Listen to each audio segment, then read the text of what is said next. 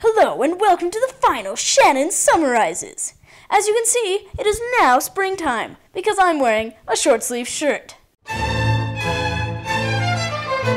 Hamlet starts with Hamlet, or more, Hamlet's dead father coming to Hamlet and being like, "Hamlet, avenge my death!" And Hamlet's like, "Okay, sounds good." And then Hamlet's dad is like, "Hamlet, I gotta go back now, but please avenge my death." And then Hamlet's like, "Okay, I heard you the first time, see you later."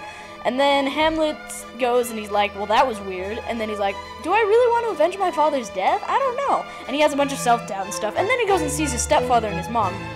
And they're like madly in love, even though Hamlet's dad only died like a month ago.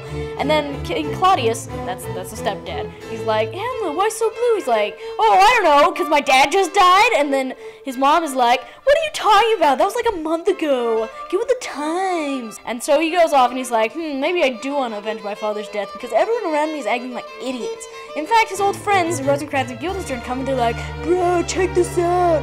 Look at what happens when I flip this quarter. Oh, dude, it's always heads. Oh, man." And Hamlet's like, "Okay, that's great, guys." And he feels so alone because he's the only angsty person in the court, strangely enough.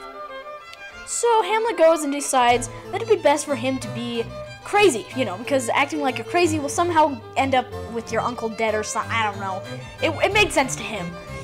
So Hamlet goes around trying to be crazy, because he just can't handle how much angst is within his soul. So he goes and he torments his girlfriend, he kills his girlfriend's father. He's just an abusive boyfriend. I don't know what that has to do with being crazy. It's people like him that created characters like Edward Cullen. Anyway, so he goes around and does crazy things. And finally, Claudius is like, "Okay, this has to stop." And then he's like, "To England! Yeah, England! They can take care of it." So Hamlet gets sent to England so that he can be killed. This is a low point in Hamlet's life, to be certain. Anyway, while on his way to die, he runs into Fortinbras, who is like the awesomest character in this whole play. He's like, "I'm taking back my country!" And that's way cool, because who wouldn't want to take back your country and then take over another country? Oh, right, Hamlet. That's the guy who wouldn't want to do that. So Hamlet's like, actually doing something. There's a thought. So he goes back to Denmark. He's like, "Hey guys, what's happening?" And they're like, "Your girlfriend doesn't float." And he's like, "What?"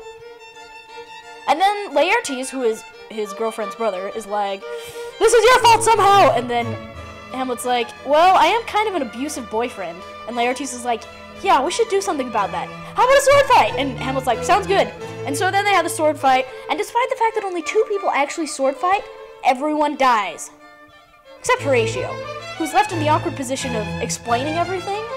I don't know, that guy died, and then that guy died, and now you're all here, and I promise it's not my fault. And then Fortinbras is like, "Yeah, this country's mine now." And then it's over! And so is Shannon Summarizes. Going off to bigger and better things at college? Or something, I don't know.